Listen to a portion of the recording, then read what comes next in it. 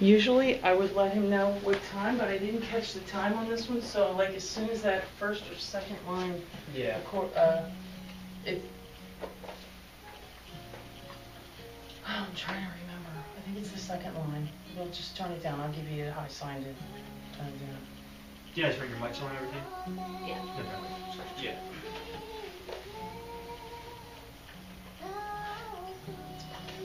Relax. I gotta have some say in things. Oh, now you gotta understand it. But I think that's pretty important.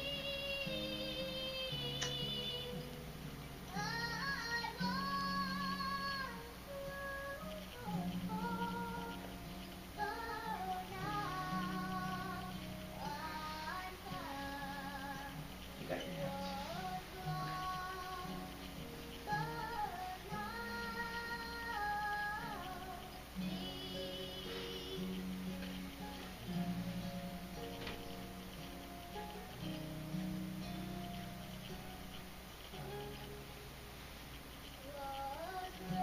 Oh, sure, And one more line. What? One more line. Is that the 1 minute mark? No, it's minute 32. Okay, if you want to, just.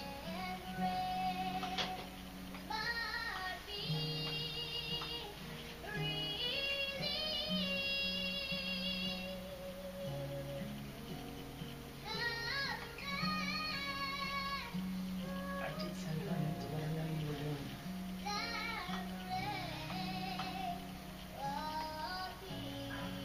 I'm gonna turn on the lights on so you can push her in the verses.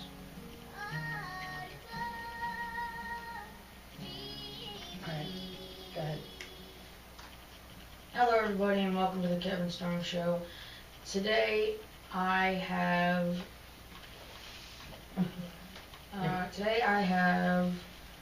Michael Merton representing the Non-Human Rights Project, the only organization working toward actual legal rights for members of species other than our own, as opposed to protective legislation for only certain species. Welcome to my show. Welcome to the show, Mr. Merton. What is your actual title and where are you from? I'm talking to you from down in southern Utah near the Grand Canyon, where I live at Best Friend Animal Sanctuary, which is a big sanctuary for dogs and cats and horses and goats and sheep and rabbits. But I'm actually the communication director for the Non-Human Rights Project, as you said. The Non-Human Rights Project is launching the first in a series of lawsuits that demand the American state high courts address these 4 issues. 1, to declare certain non-human animal plaintiffs to be common law persons who possess the capacity for such fundamental rights as bodily integrity and bodily liberty. 2, to halt the violation of the plaintiff's rights. 3, to appoint a guardian ad litem to represent the plaintiff's interests. And 4, to transfer the plaintiff back to the wild, or, if that is not possible or feasible, to place a rehabilitation or sanctuary. Michael, how did NhRP get started, and when did you join them?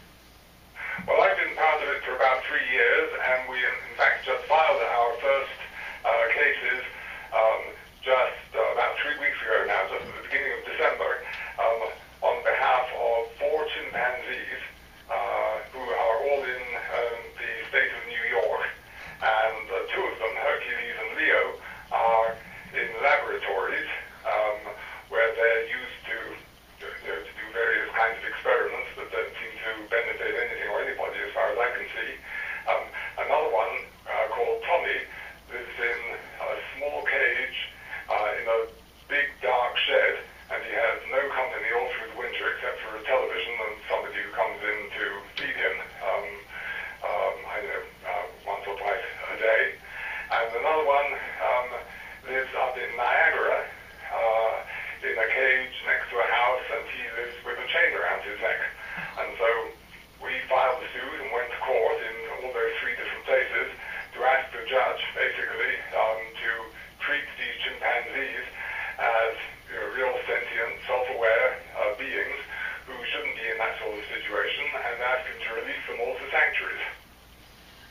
this past Monday, on December 9th, NhRP completed the first round of court proceedings on behalf of the 4 chimpanzees in New York State: Tommy, Kiko, Hercules, and Leo. Michael, can you tell us a little bit about each plaintiff and how their cases are going? The way the cases work is that the first round of what we did was in what they call, in New York, the Supreme Court, which is actually a lower court. That's kind of confusing, but that's the lower court. And since cases like these have never happened before, this is entirely new. The judges in all 3 cases said that they did not feel that they could kind of go out on a limb and set them free. So the cases now all have to be appealed to the New York Appellate Court, which is like an appeal. And depending on what happens there, then it may go to the highest court in New York, which is the New York Court of Appeals. So the first case was on December the 2nd, the next one was on the 3rd, and then the 5th in all these different parts of New York. The judges in 2 of the 3 cases were actually extremely pleasant and encouraging, and both wished as well as we go on to the appeals court. The 3rd one didn't really hold a hearing at all. He just wrote that what we wanted to do was denied, and so that just automatically goes on to appeal as well. But 2 of the judges were very encouraging and very helpful, so we were very pleased about that. Have you actually met Tommy in person or any of the others, and what are they like? I haven't met Tommy in person, but 2 of my colleagues did. They actually went to visit him and were let in by the caretaker, and all they saw was that this poor chimpanzee who lives, like I said, in a very small cage in a dark shed, and there's a TV on the other side of the shed, and that's it. One of the other ones, who is called Kiko, and he's the one who lives up in Niagara, he suffers from inner ear problems, and he gets dizzy from time to time. And he had a companion who was called Charlie, who used to be well known on the kind of entertainment circuit. He was trained to put on karate clothes, and he was known as Charlie the Karate Chimp.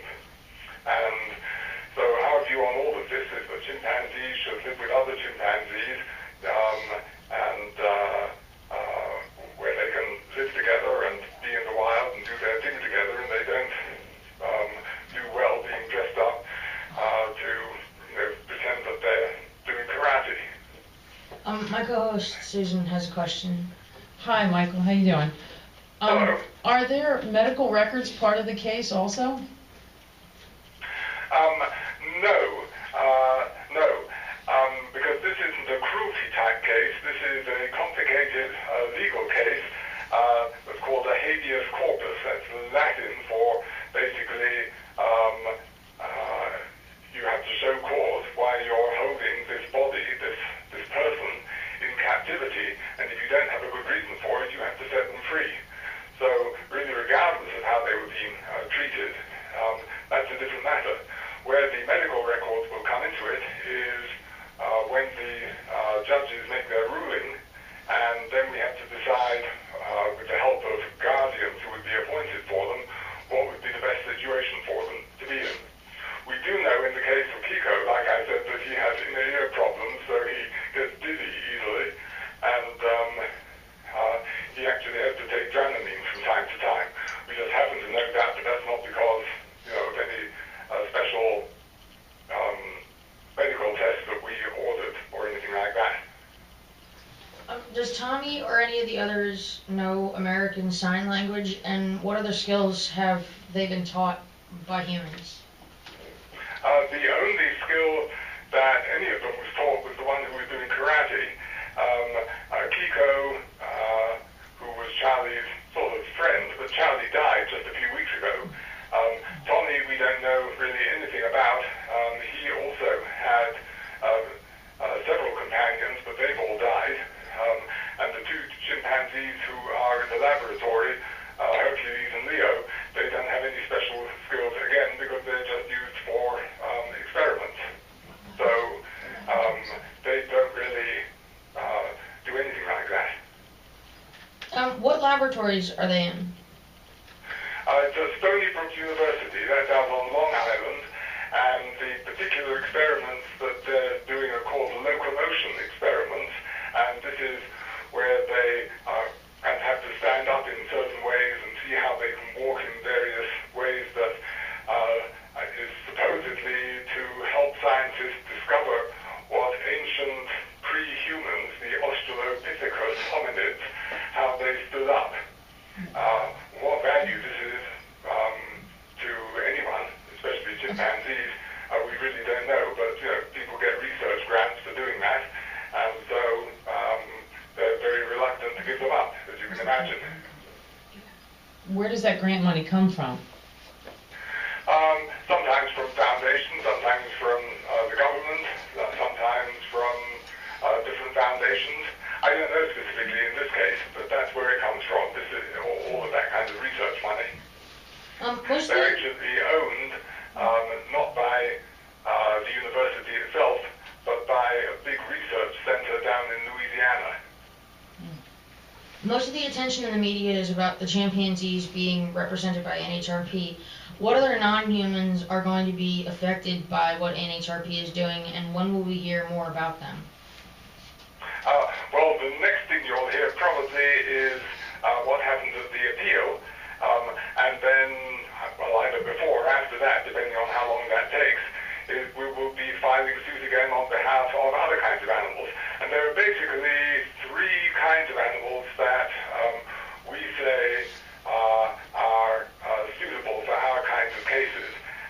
And these are animals who are self-aware and have a very kind of complex level of what you call cognition, which is that they have just an awful lot of brain power going, close to what humans have, and that they are autonomous. And that means that they don't just act on instinct, but like us, they kind of make up their minds on a daily basis, what they want to do today, they make plans, they think about what they did yesterday, and it's all part of being self-aware. And the animals who fit that scientific profile are all the great apes, so that is chimpanzees, bonobos, orangutans, and gorillas. The cetaceans, those are the dolphins and whales, so particularly bottlenose dolphins, the killer whales like you see at SeaWorld, and also then elephants, African elephants and Indian elephants. All of those animals have been studied at great depth by scientists, and we have all the evidence to show then that because of who they are and what their levels of cognition and brain power are, there's every reason why they shouldn't be held in captivity. You have a very exciting job being on the forefront of a vital point in our history as evolving humans. How do your family and friends feel about your part in the cause to have non-humans be deemed persons in society? I guess in terms of family, my daughter, and she lives in Denver, Colorado, and she follows all the cases very closely, is very interested in what's happening, and I have lots of friends just all over the country who are all part of this and working for this. In fact, there are more and more people everywhere. I'm sure you probably heard recently all of the fuss that's going on about the killer whales at SeaWorld, and there are just a lot of us who feel that it is just completely wrong for killer whales who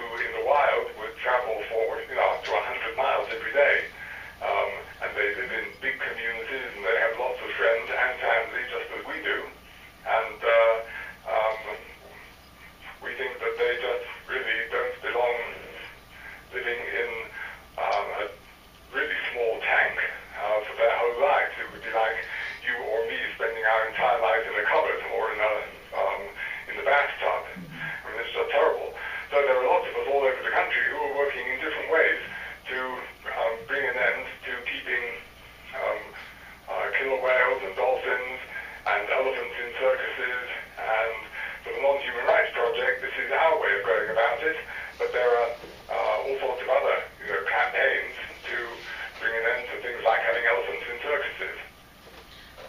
Stephen M. Wise has written a ton of books. Do you have a favorite, and have you written any? I missed that. Did you say, have I written any books? Yes. Yeah, I've written a couple of books about dogs and cats. That was from my earlier times before I became part of the Non-Human Rights Project. I was the president of Best Friend Animal Society. And like I was saying just before, we have a big sanctuary down near the Grand Canyon. And I used to write some books about the dogs and cats who are at the sanctuary and encouraging people to adopt their pets from shelters as opposed to buying them from pet stores. My mom has another question. And as far as the ones that are listed on the Non-Human Rights Project website, are there any books on that list that would be appropriate for young children, up to like Kevin's age? He's 12. The books that are on the Non-Human Rights Project were written by Stephen Wise, who was the founder of the Non-Human Rights Project, and while they're very interesting to read, and he writes very well, I would say that probably below the age of 9 or 10, they might be a bit difficult for young people. I would say that once you're over about the age of 10, I would recommend any of them. Rattling the Cage is the whole history of animals, how they were treated, legally, just over, going right back to very early human times, thousands of years ago. And his book, Though the Heavens May Fall, is about the first court case that we've ever had where an African-American slave went to court to gain his own liberty and said that he should not be treated as a piece of property, but that as a human being, he should be considered to be a legal person as well. That gets a little complicated, by the way, the difference between, when people talk about, when we talk about being treated as a person, we don't mean as a human. A person is a legal term that means very specific things. But I guess that gets a bit complicated. But any of those books I would recommend to anyone, over around the age of 10 probably.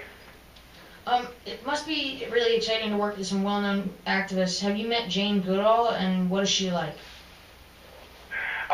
Many years ago, and she is just one of the nicest people. She started, and she's part of the Non-Human Rights Project, and she spends most of her time traveling around the world and actually works with groups of young people and has an organization called Roots and Shoots. Roots and Shoots, which is worth looking up online, and young people in particular there are thousands of them, just worldwide, who are part of her organization, and I very much recommend it. She has done most of her work with chimpanzees, studying them in Africa, but now she works basically to help save all kinds of animals everywhere who are in trouble. Go ahead. Do you do public speaking events? Yes. I was just out actually at Yale University a couple of weeks ago, where we were having a conference about all other kinds of animals who should be treated as legal persons, and I gave a talk at that. These days, I talk probably a bit less than I used to when I was talking about all the dogs and cats and so on. I used to travel a lot and encourage people to have their pets spayed and neutered in order to adopt them from shelters. These days, I don't speak so much, but it's always fun to get out there and talk with people. We have time to get to know more about you. What's your life like when you're not working? I'm not quite sure, because I spend most of my time working, but living out here in the southwest, I don't know if you've ever been out to this part of the world, but out here near the Grand Canyon and Zion National Park and Lake Powell, this is a beautiful part of the country, and it's red rock canyons and bright blue skies, and I like to do a lot of hiking and a little bit of climbing, not the kind of climbing where you wear a lot of special equipment and so on. I'm not very good at that. But it's just a beautiful place.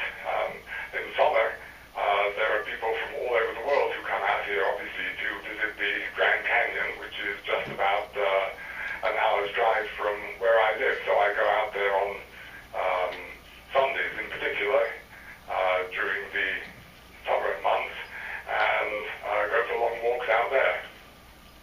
Do you have any other hobbies? Well, when you have things to do with animals, they tend to take up a lot of time. That's really it. Anything to do with animals and the outdoors. And these days, my work is beyond just the non-human rights project. I work with environmental groups, with other animal protection groups, and we're just very concerned with what's happening to all kinds of non-human animals all over the world. Can you tell us, what is Earth in Transition? Earth in Transition is my website, and that's just my own blog, and I write about anything that takes my interest. For the last few weeks I haven't done very much on it because I've been so involved with all of these cases with the Non-Human Rights Project.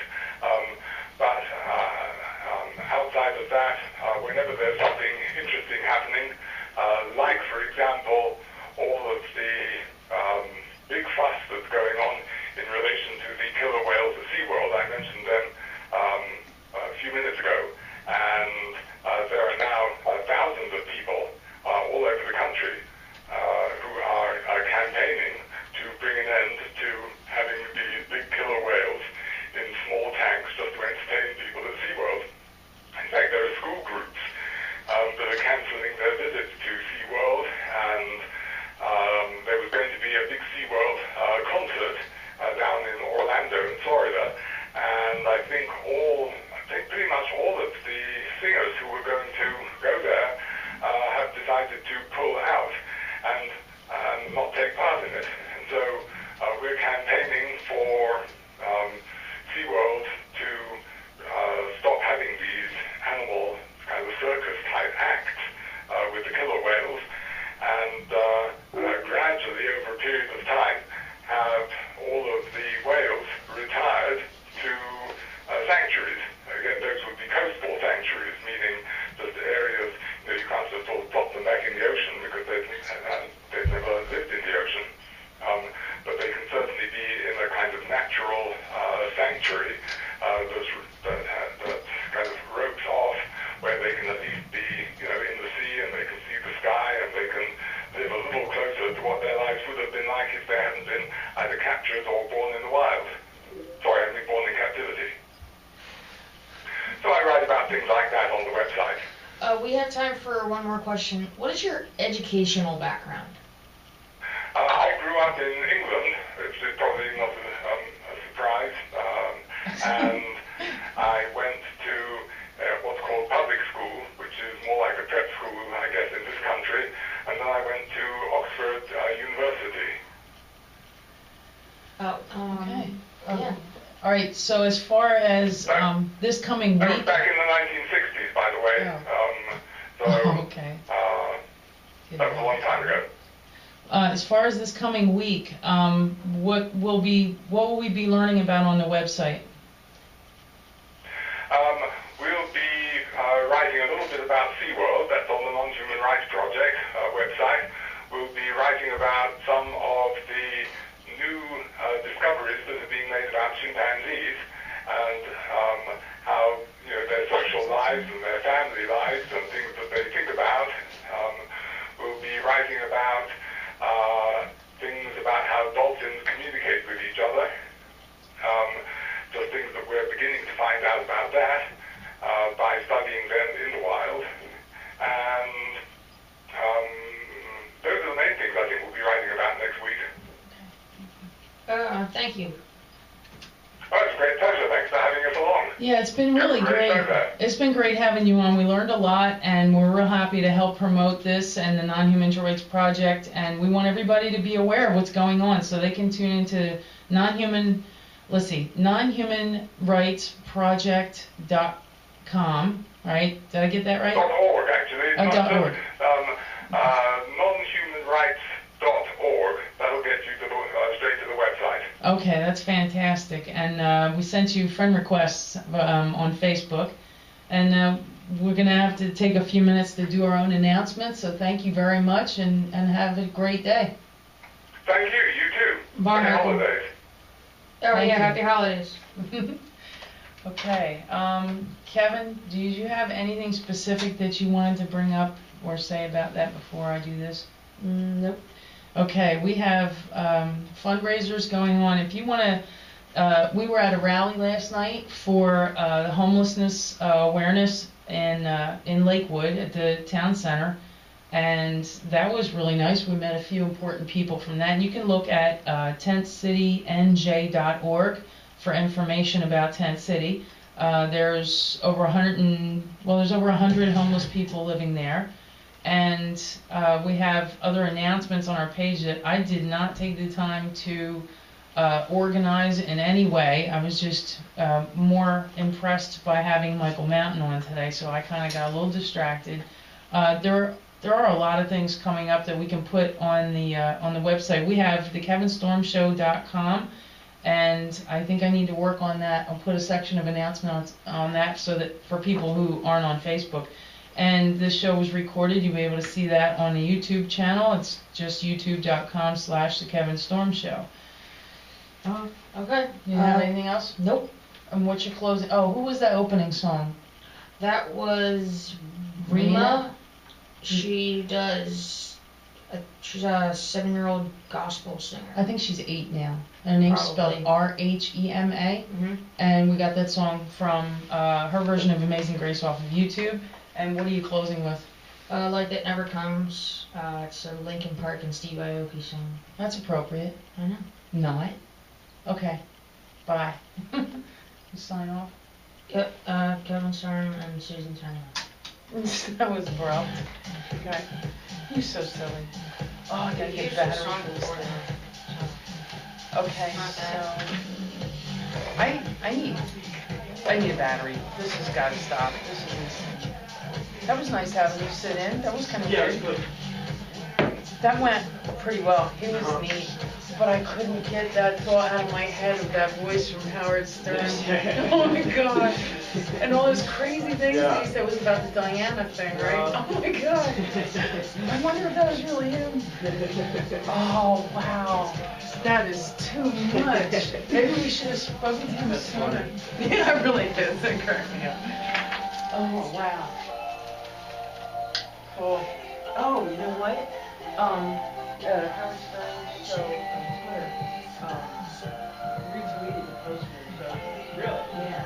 It's like, check it out. That looks so cool. I know, right? He's on a lot of different lists. But most of them are, they're like huge. Yeah. And he was like, Yeah. okay, constantly big stuff. That's like so neat, right? Okay, unplug. No, not yet. You like that song, huh?